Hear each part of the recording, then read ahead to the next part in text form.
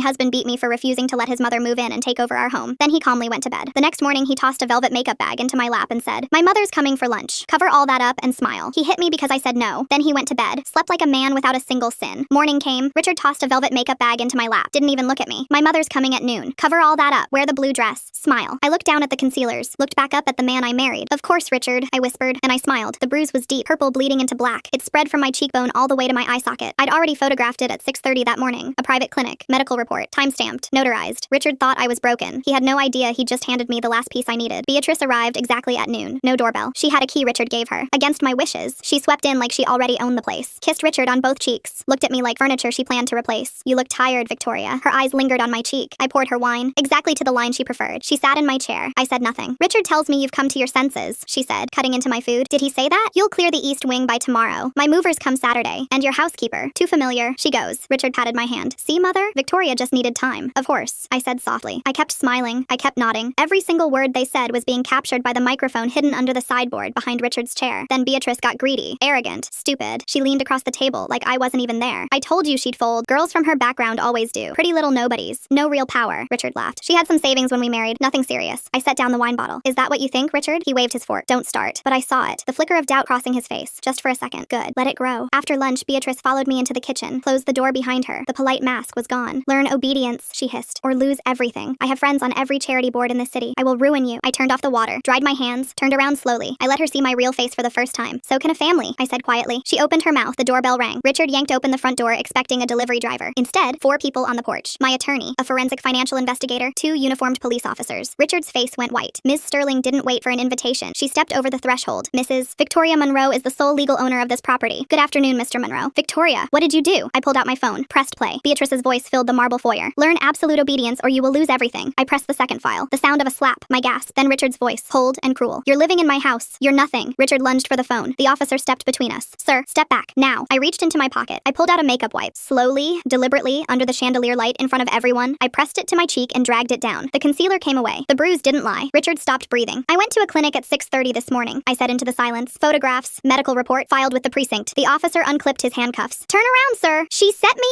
up!" Richard screamed. "This is my house. This house," I said calmly, "was purchased through my blind trust before we married. You never signed a deed. You signed an occupancy agreement. You called reading legal documents women's paranoia." He turned to Beatrice, desperate, drowning. She stared back at him with stone-cold eyes. Then Ms. Sterling turned to Beatrice and handed her a second envelope. "Mrs. Beatrice Monroe, co-conspirator, wire fraud, misappropriation of charity funds, routed through your offshore accounts." The pearls at Beatrice's throat trembled. Richard whispered, "Mother, you stole from the charity?" Beatrice didn't look at her son. She looked at me, and for the first time I saw fear. To be continued. Full story on the channel linked below.